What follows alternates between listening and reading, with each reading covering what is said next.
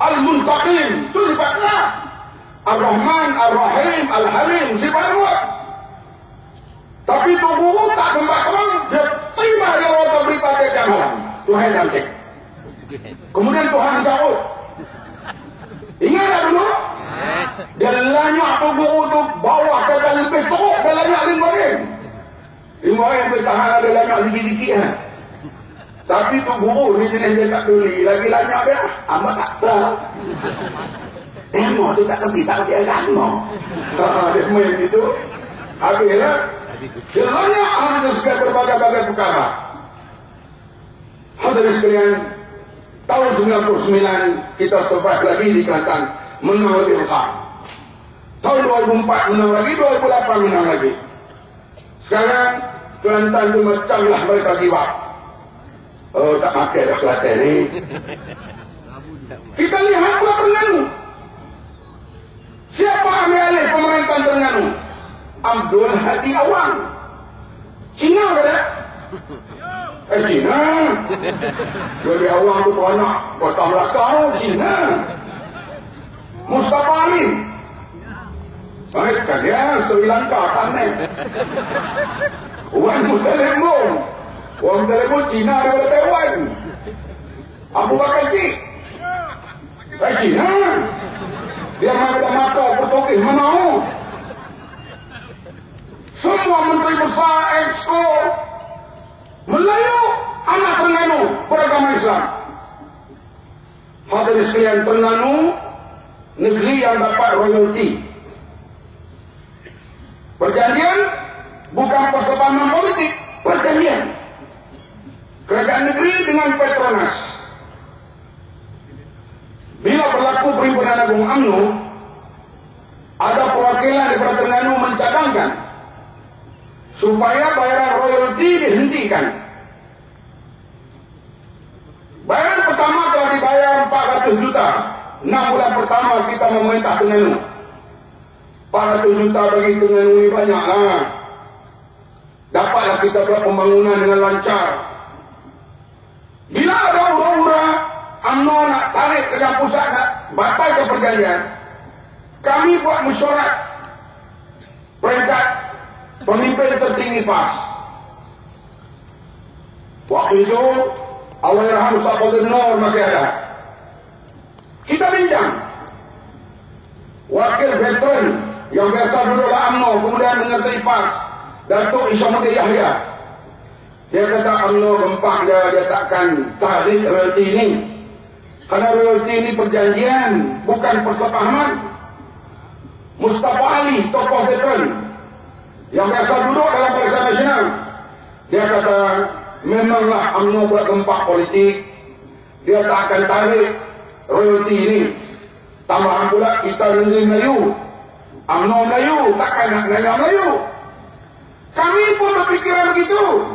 Setakat gempak politik, tiba-tiba dia tarik sungguh royalti ke negeri Terengganu. Hemat tak UMNO? Hemat tak? Cina kan mentah Terengganu? Woi, Cina kan? Perkara ni saya nak syarah mata ni, nak bagi orang mau faham ni siapa pemimpin kamu. Kemudian hadirin sekalian, dia tarik royalti itu. Kita rasa terkejut. Ini perjanjian, bukan persepahaman. Perjanjian ni agreement. Mana boleh buat macam tu? DAP kesal, PAS kesal, keadilan kesal, badan NGO kesal perbuatan itu. Kenapa tak tarik Sabah, Sarawak? Kenapa tak tarik? Itu kepentingan mereka.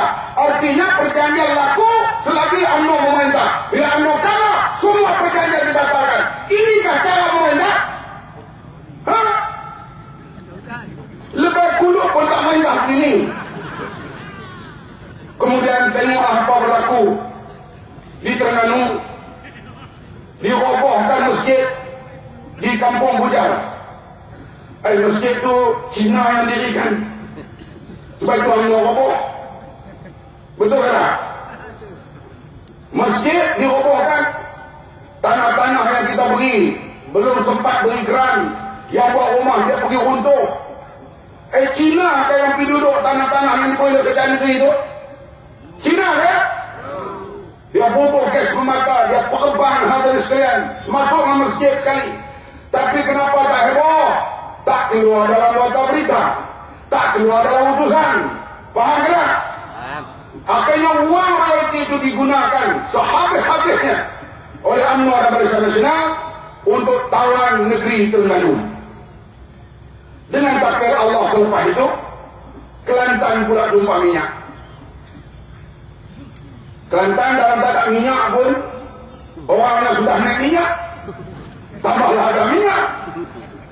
Dia nak macam mana? Dia juga batalkan perjanjian Petronas dengan kerajaan negeri bagi pihak Kelantan. Tapi Kelantan ini lain sikit.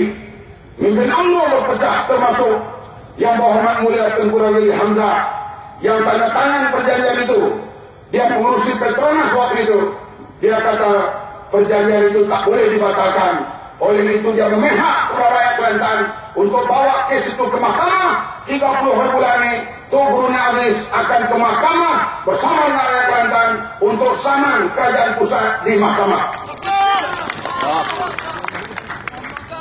Hadirin yang hormati sekalian, saya timbulkan 2-3 perkara ini supaya tuan-tuan di Pulau Pinang kena ingat.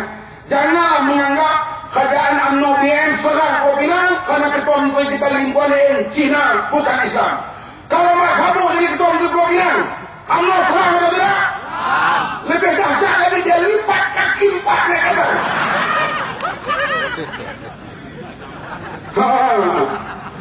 Maka itu mati sekalian. Bagi mereka tak boleh terima kekalahan bila rakyat menolak mereka. Inilah yang mereka amat bimbang sekarang ini. Tiba-tiba kita lihat timbullah serangan Pulau Pinang ini. Perkauman Limbuan Halau Melayu. Tengok gerai Doremi. Kita jawab tak? Ya, gerai Doremi dan apa gerai Demit dinakan.